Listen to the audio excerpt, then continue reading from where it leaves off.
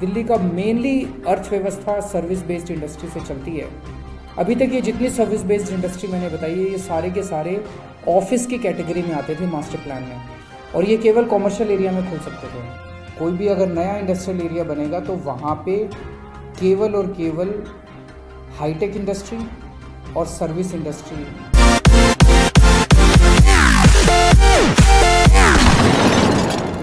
केंद्र सरकार ने एक बहुत ऐतिहासिक निर्णय लिया है दिल्ली के सभी इंडस्ट्रियल एरियाज़ के लिए।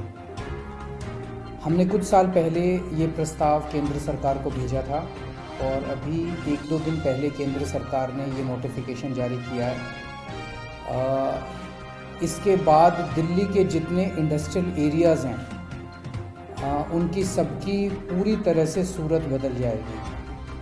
अभी तक दिल्ली के अंदर इंडस्ट्रियल एरियाज़ में मोटे मोटे तौर पे मैन्युफैक्चरिंग एक्टिविटी अलाउड होती थी। तो बहुत सारी मैन्युफैक्चरिंग इंडस्ट्रीज़ लगी हुई हैं दिल्ली में। आप देखते होंगे सरिये बनाने की, स्टील की, प्लास्टिक की, किस्म किस्म की मैन्युफैक्चरिंग इंडस्ट्रीज़ दिल्ली के अंदर, दिल्ली के इंडस्ट्रियल एरियाज़ में, जो बहुत ज़्यादा पोल्यूशन फैलाती है। आप देखते हैं वहाँ पे कितना, अगर किसी भी इंडस्ट्रियल एरिया में चले जाएं तो कितनी बुरी हालत वहाँ देखने को मिलती है। अब ये निर्णय लिया गया है कि दिल्ली के अंदर कोई भी नई इंडस्ट्रियल एक्टिविटी, कोई भी अगर नया इंडस्ट्रियल एरिया बनेगा तो वहाँ पे केवल और केवल हाईटेक इंडस्ट्री और सर्विस इंडस्ट्री अलाउ की जाएगी। कोई भी मैन्युफैक्चरिंग एक्टिविटी अलाउ नहीं की जाएगी।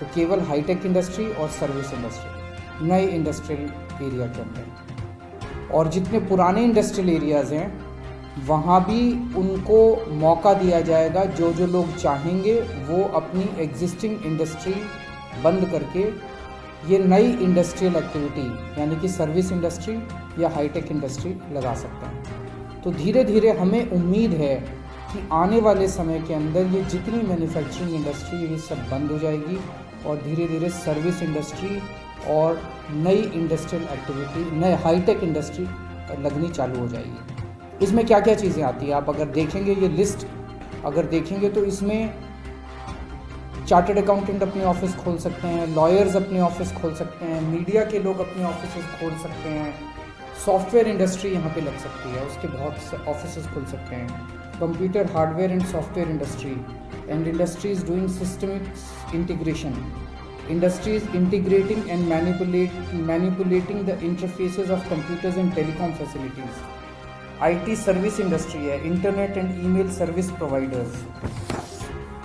ITES इंडस्ट्री है, customer interaction services, call centres, email help desk, back office processing, finance and accounting, insurance claims, HR services, business process outsourcing, knowledge industry, software extension, media की industry वो खुल सकते हैं, media के offices, TV and video programme production, photo composing and desktop publication, publishing services, audio visual services, R&D की हर तरह की R&D की सर्विसेज खुल सकती हैं, लॉयर्स के ऑफिसेज खुल सकते हैं, चार्टर्ड अकाउंटेंट्स के ऑफिसेज खुल सकते हैं, आर्किटेक्ट्स के ऑफिसेज खुल सकते हैं, इंजीनियरिंग के ऑफिसेज खुल सकते हैं, एड एजेंसीज अपने ऑफिसेज खोल सकती हैं, market research and public opinion services खुल सकते हैं, प्लेसमेंट सर्विसेज खुल सकते हैं, इक्विटी रिसर्च सर्विसेज खुल सकती हैं, वोकेशनल ट्रेनिंग के ऑफिसेज, एजुकेशनल इंस्टीट्यूट्स खुल सकते हैं। तो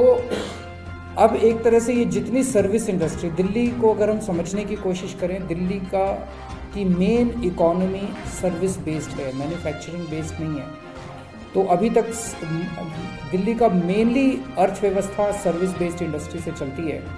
अभी तक ये जितनी सर्विस बेस्ड इंडस्ट्री मैंने बताई है, ये सारे के सारे ऑफिस की कैटेगरी में आते थे मास्टर प्लान में, और ये केवल कॉमर्शियल एरिया में खुल सकते थे। कॉमर्शियल एरिया में रेट बहुत ज़्यादा थे, इसीलिए वहाँ पे उतने ये वाले ऑफिसेज खुल नहीं पा रहे थे। तो ये सारे ऑफिसेज उठ के गुड़गांव या नोएडा या फरीदाबाद जाते थे। अब इनको दूसरे शहरों में जाने की ज़रूरत नहीं पड़ेगी। इन लोगों को चीप रेट पे, सस्ते रेट पे इन इंडस्ट्रियल एरियाज़ के अंदर और काफ़ी स्पेस मिलेगी। तो मैं समझता हूँ कि अब दिल्ली के इंडस्ट्रियल एरियाज़ के अंदर पोल्यूटिंग इंडस्ट्री ख़त्म होगी और दिल्ली के हमारे इंडस्ट्रियल एरिया साफ़ सुथरे, neat, clean, green industrial area बनेंगे। और ये पिछले 3-4 साल पहले हम लोगों ने प्रस्ताव भेजा था। पिछले 3-4 महीने से मैं हरदीप पुरी साहब के पीछे पड़ा हुआ था।